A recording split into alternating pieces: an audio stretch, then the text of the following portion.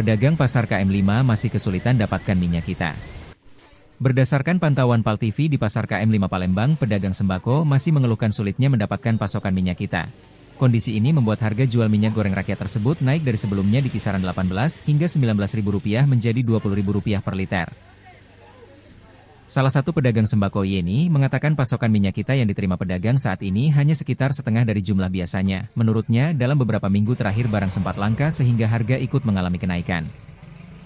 Meski saat ini pasokan mulai kembali masuk ke pasar, jumlahnya masih belum sebanyak sebelumnya. Pedagang pun berharap distribusi minyak kita kembali normal agar harga dapat stabil.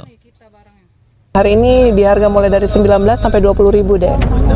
Bukan naik sebenarnya karena barang itu kosong. Mungkin supplier dari Bulog tidak sebanyak biasa. Jadi yang para pedagang yang di drop oleh Bulog itu mungkin baginya tidak ada sebanyak biasa gitu loh. Jadi kami kena imbasnya ya.